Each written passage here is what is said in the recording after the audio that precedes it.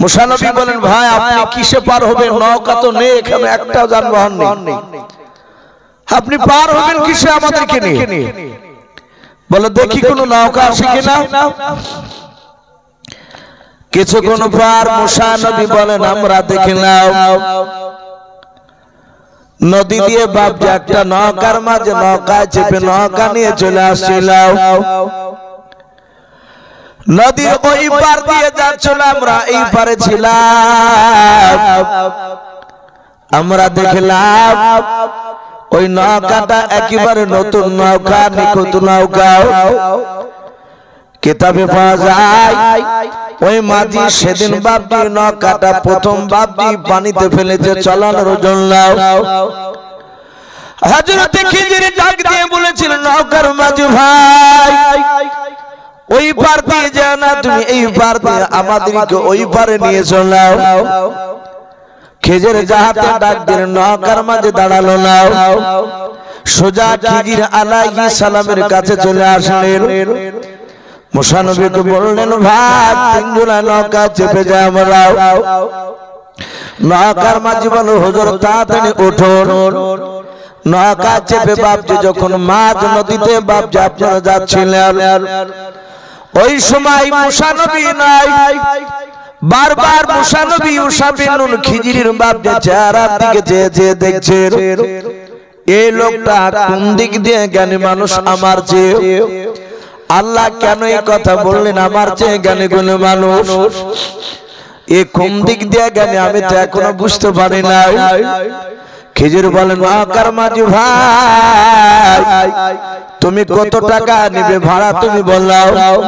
খিজির হাত ওখানা নাই, নৌকার মাঝে জোর করে বলে হুজুর আমি টাকা নিব না, একটু দোয়া করবেন যেন আমার নৌকার উপর ব্যবসা করতে গিয়ে যেন লাভ হয়। বলুন সুবহানাল্লাহ। হযরত খিজিরের বাপজি কথা শুনে টাকা নিল না। মুসা নবী দেখলেন এই নৌকার মাঝিটা অত্যন্ত ভদ্র মানুষ, ভালো মানুষ, আমাদের তিনজনের কাছে টাকা নিল না। নৌকার মাঝি বলো হুজুর পার হয়ে যান, এপারে চলে আসলেন। তিনজনায় বাপজি নৌকা থেকে বাপজি নামার পড়বে। খিজির বলেন ও নৌকার মাঝি ভাই তোমার হাতে কি একটা কুড়োল জাতীয় জিনিস আছে? বলে হ্যাঁ। সঙ্গে সঙ্গে ডাক দিয়ে বলেছিল ভাই তুমি কি করবে বললাম? বলে শুনে না তোমার কোড়ালটা আমাকে দাও। কোড়ালটা নিলাম। খিজির আলাইহিস সালাম নৌকা থেকে নামার পড়বে।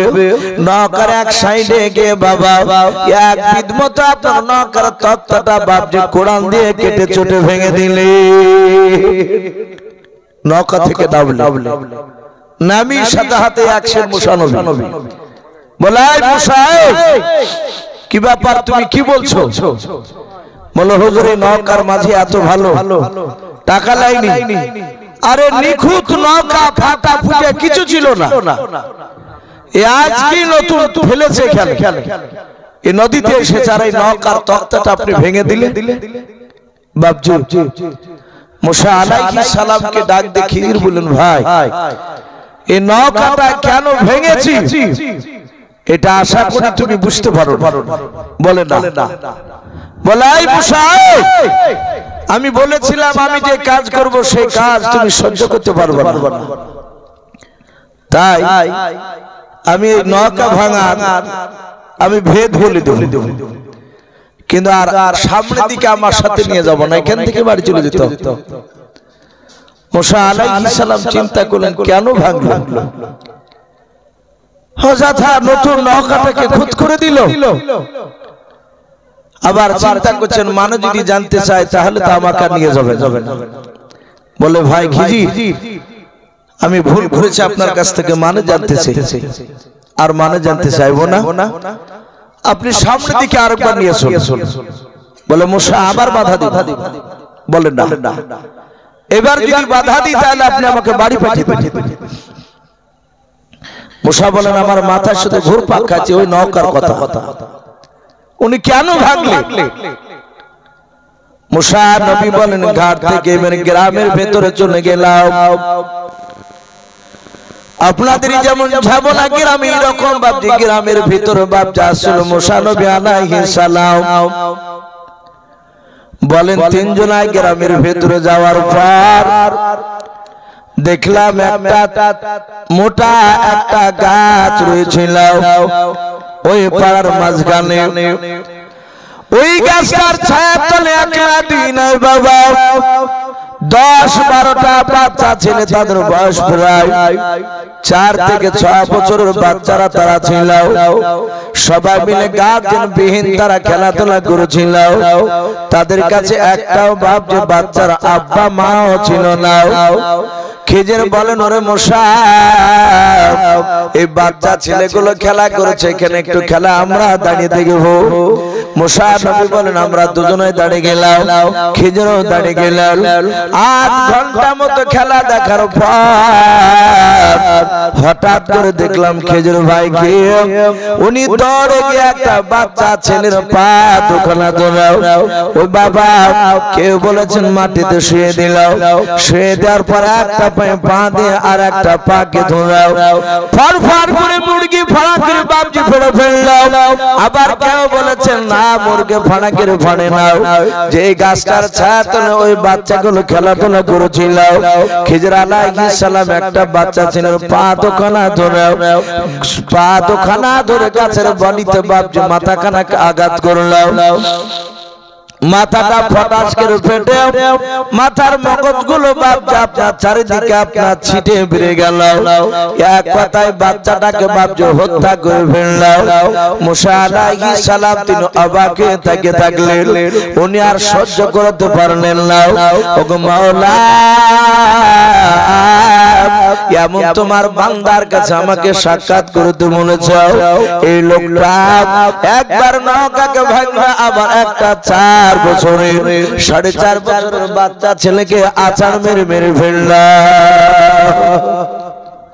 এই ব্যাপারটা কি সাথে হাতে বাপজি তার হাতখানাকে ধরে বলে এই খিজির ভাই এই বাচ্চাটাকে তুমি কেন মারলে সম্মানিত ভাই আমার বাবা জীবনের আল্লাহর নবী মুসা আলাইহিস সালামকে আবার বললেন ভাই আমি মানে বলে দিলে আর সামনে দিকে আর নিয়ে যাব না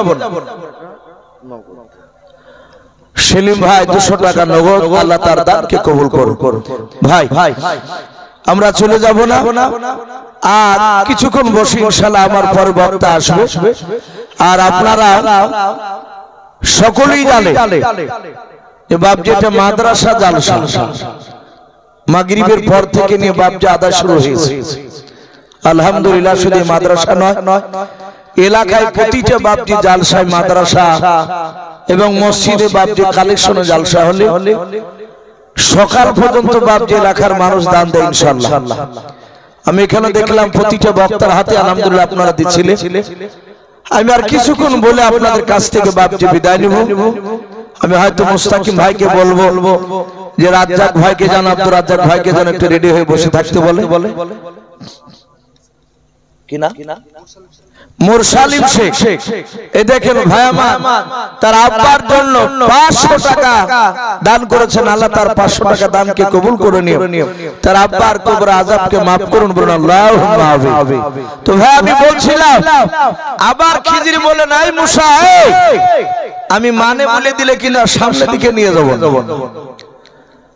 মুসা চিন্তা করছেন আমি দুটো কথাই তার বুঝতে পারলাম না আর যদি মানে জানতে চাই মানে বলে দিলে আর নিয়ে যাবে না বললেন ভাই এবারকার মতো আমাকে ক্ষমা করে দাও আমরা দেখি যে মানুষ গ্রাম গঞ্জে মানুষ ভুল করলে একবার দুবার তিনবার বাপজি তাকে চান্স দেওয়া হয় খিজির বলেন ভাই মুসা এবার শেষ চান্স তোমার এবার যদি কিছু বলো তাহলে আর সামনে দিকে মুটে নিয়ে যাব খিজির আলাইহিস সালাম ওখান থেকে বাপজি বাচ্চাটাকে যে মারলেন গ্রামের মানুষ কেউ বাধা দিল না তার মানে বাপজি এলাকায় খিজির লোকটাকে চিনতো তারা সম্মান দিত তাকে অত বড় বাপজি একটা বাচ্চা ছেলেকে তাজা জিন্দা মেরে ফেললো অথচ বাপজি কেউ তার প্রতিবাদ করলো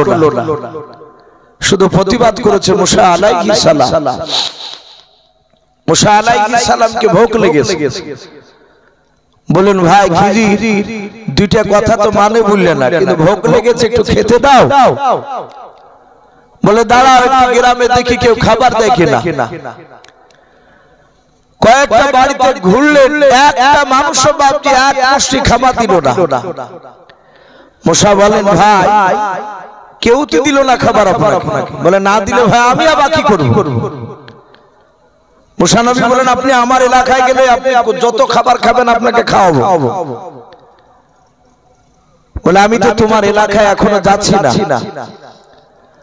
মুসা নবী বলেন গ্রাম থেকে একটা ফাঁকা মাঠ পার হচ্ছে না, জঙ্গল ছিল। ওই জঙ্গলের ভিতর দিয়ে রাস্তা যখন আমরা বেয়ে যাচ্ছিলাম হেঁটে,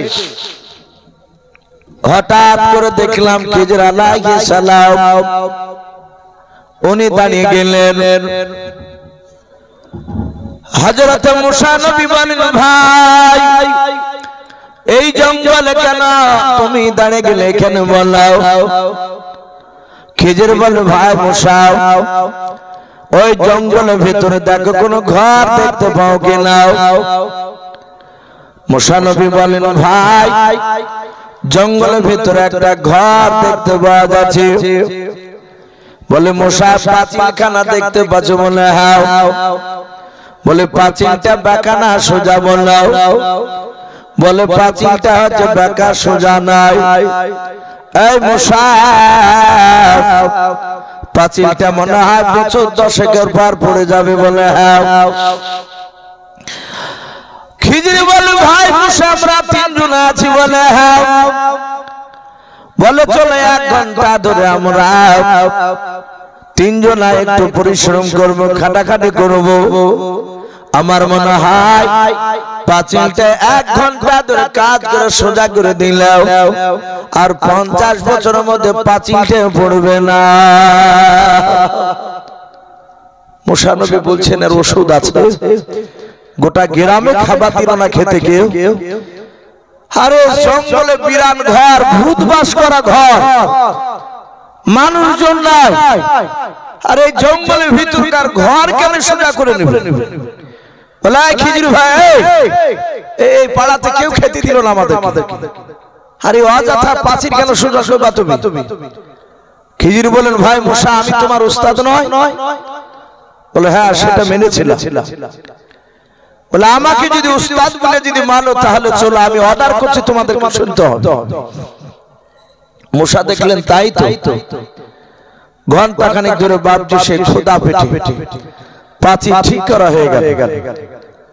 পাঁচিল যাহাতে ঠিক আছে অমনি মুসা হাতখানা ধরে বলছেন খিজির ভাই সোজা হয়ে 3টে কাজ করেছো, নৌকা ভেঙেছো, বাচ্চা মেরেছো, আর অযথা পাঁচিলকে সোজা করে নিলে। কারণটা একটু তোমাকে এখনই খুলে বলা লাগবে। খিজির বলে ভাই ওই তো বলেছি, মানে বলে দিলে আর সামনের দিকে নিয়ে যাব।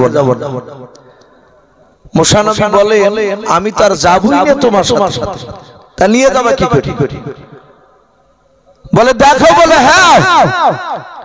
খিজির আলাইহিস সালাম তিনি নৌকার বিবরণ শুরু করলেন, নৌকার তথ্য বাকি বললেন।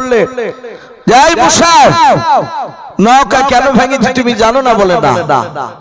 বলে শোনো ওই নৌকার মাঝি নতুন নৌকা নিয়ে এসেছে, এটা তুমিও জানছো আমিও জানছি, কিন্তু নৌকার মাঝি আমাদেরকে নেমে দিয়ে অন্য একটা দেশেও ভাড়া বাঁধতে যাচ্ছে নৌকা। আজকে যেমন লরি টরিতে বাপজি ব্যবসা মাল এই দেশ থেকে ওই দেশে নিয়ে যাচ্ছে, আজ থেকে 200-300 বছর আগে নদী দিয়ে বাপজি নৌকা থেকে বাপজি মাল এদেশ থেকে ওই দেশে নিয়ে যেত। ডাক দিয়ে বলল ওই যে নতুন দেশে যাচ্ছে ওই দেশে 15 দিন আগে একটা নতুন বাদশা হয়েছে ওই দেশে। মুসা অন্য দেশের ভিন দেশের নৌকা তার দেশে গেলে ওই লোকটা নৌকাকে কেড়ে নেয়। তার একটা গুণ ভালো, নৌকা যদি ফাটা ফুটা হয়, এক কথায় খুঁত নৌকা দিতে হয়, বিপদ না হয়, তাহলে ওই নৌকার মাঝির কাছ থেকে নৌকা নেবে না, তাকে ফিরিয়ে দিবে। বলে মুসা নৌকাটা ছিল তার নিখুঁত নৌকা, ফাটাফুটি ছিল না। নৌকার মাঝির কাছ থেকে বাদশাহ জোর করে ছিনিয়ে নিতে দিত না। যখন আর নৌকা ছিনিয়ে চিরুনি তল্লাশি চালিয়ে দেখবে নৌকা ফাটাফুটি আছে কিনা, দেখবে একদিক মতো তক্তা আমি চটে তুলে দিয়েছি কুড়োল দিকে। নিখুঁত নৌকা নাই, খুঁত নৌকা বলে আর নিবে না। আর জীবিকা নির্বাহ হয় ওই নৌকার উপর থেকে। বলে আমি খারাপ করেছি না ভালো করেছি? বলে ভালো করেছি।